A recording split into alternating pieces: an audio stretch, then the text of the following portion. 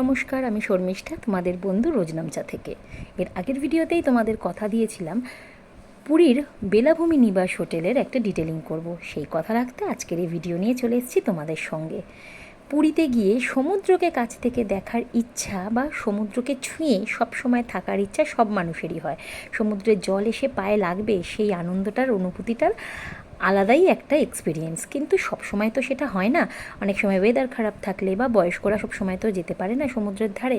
সেক্ষেত্রে এমন একটা হোটেল তোমাদেরকে সন্ধান দেব যে হোটেলের ঘরে বসেই, রুমে বসেই তুমি সমুদ্রকে সব সময়ের জন্য দেখতে পাবে, আর সাধ্যের মধ্যেও হোটেলের রুমগুলোর ভাড়া।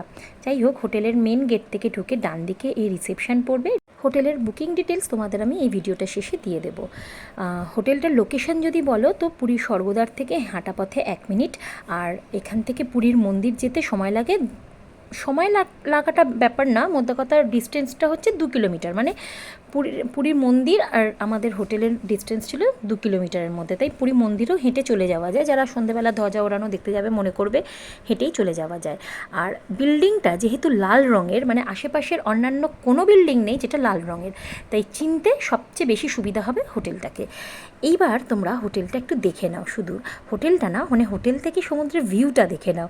এরকম একটা সুন্দর লোকেশানে যদি কেউ থাকে, তার কি আর আলাদা করে কোথাও যাওয়ার ইচ্ছা হবে? মনে হবে 3 দিন কেন, 3 মাসও এখানে থাকতে ইচ্ছা করবে, এভাবে যদি সমুদ্রকে দেখা যায়।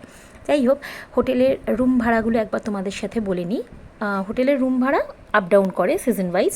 আমরা যে সময় গেছিলাম সামার ভ্যাকেশনে, নন এসি ছিল 1400 টাকা, এসি নিলে 2200 টাকা। আর নন এসি রুমগুলোর সাথে কিচেন অ্যাটাচ আছে, এসি রুমগুলোতে কোনো কিচেন নেই।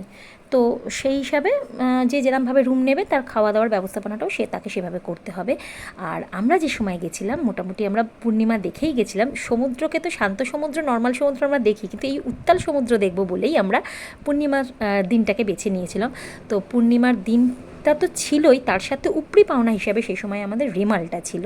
তাই রেমালের যে আবহাওয়ার জন্য, রেমালের জন্য যে আবহাওয়া চেঞ্জ হয়ে গেছিলো তার প্রভাব কিন্তু সমুদ্রে পড়েছিল। তাই সমুদ্র সাংঘাতিক উত্তাল হয়েছিল। আর সমুদ্রের কাছে গিয়ে দেখতে না পারলেও হোটেলের রুম থেকে, হোটেলের বারান্দা থেকে দেখতে তা ভীষণ ভালো লাগছিল, দারুণ উপভোগ করেছিলাম দিনগুলোকে। যাই হোক, আমি এখানে তোমাদের একটা আমাদের যে বুকিং যে ফরম্যাটটা ছিল তার ছবিটা পাঠালাম, দিলাম এখানে। কিন্তু এখানে বোধহয় ফোন নাম্বারটা অতটা স্পষ্ট নয়, তোমাদের লাগলে ফোন নাম্বার আমাকে কমেন্ট করে জানিও, আমি তোমাদেরকে বলে দেবো নাম্বার।